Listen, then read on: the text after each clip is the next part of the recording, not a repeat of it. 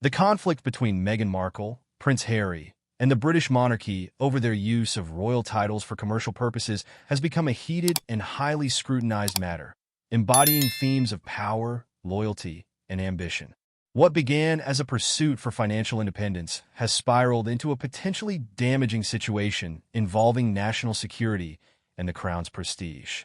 At the core of this escalating saga is Meghan and Harry's strategy to maintain public relevance and economic autonomy since stepping down as senior royals in 2020. The couple's initiatives, ranging from multi-million-dollar media deals to various public appearances, have consistently faced accusations of leveraging their former royal status to enhance their brand appeal. Critics argue that these moves signal a disregard for the conventional, discreet approach typically maintained by royals. This narrative has only intensified with news that the British intelligence agency, MI5, has reportedly become involved, examining the Sussex's trademark and branding activities.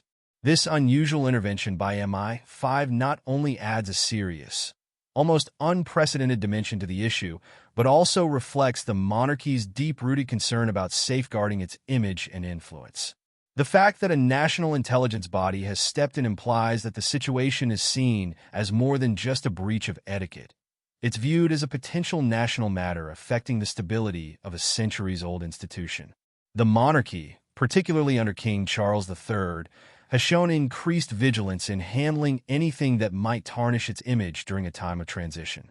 Buckingham Palace has not remained passive amid this tension. Reports indicate that behind the gilded gates, the institution is working proactively to counteract any attempts by Meghan and Harry that might commodify their titles in a way that undermines the royal brand. The palace's concern is not just with maintaining an image of decorum, but also with protecting a legacy rooted in service and duty, elements considered integral to public trust. However, public opinion on this matter is deeply split, reflecting larger societal questions about tradition, personal freedom, and modernity. Supporters of the Sussexes contend that they have a right to craft their own path and find financial independence after having endured significant public and media scrutiny. This perspective views their current trajectory as an effort to break away from the rigid constraints imposed by royal life. On the other hand, critics argue that Meghan and Harry's continued use of their titles for commercial purposes erodes the symbolic weight of their past roles, reducing the monarchy to a mere branding tool. The controversy speaks to a broader and more philosophical conflict, the clash between personal ambition and the collective expectations of duty and service. Meghan Markle's drive for recognition and her pursuit of independent projects, often high-profile and marked by significant media attention, has invited both admiration and criticism. Her entry into ventures like launching lifestyle products and participating in influential global events is seen by some as proof of her resilience and adaptability. To others, it's a testament to unchecked ambition that collides with royal protocol. Meanwhile, Prince Harry finds himself in a delicate position. Born into royalty, his former life of public service as a prince contrasts sharply with his current role as a media figure balancing public appearances and personal branding efforts.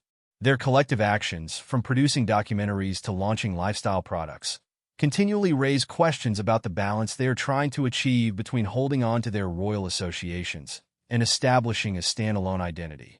A critical voice in the conversation has been Buckingham Palace's assertion that their use of titles should align with the legacy and rules of the monarchy.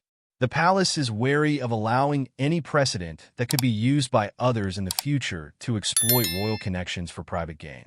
This, they argue, would weaken the institution's historical and cultural significance. Adding to the controversy is the deeper reflection it invites on how society views ambition, resilience, and adaptability in figures who once belonged to a lineage synonymous with duty and service. Meghan and Harry's narrative of breaking free from constraints and pursuing their own brand of activism and independence echoes wider societal themes of empowerment. However, the reaction they have provoked underscores how these concepts clash when placed within the context of a traditional monarchy.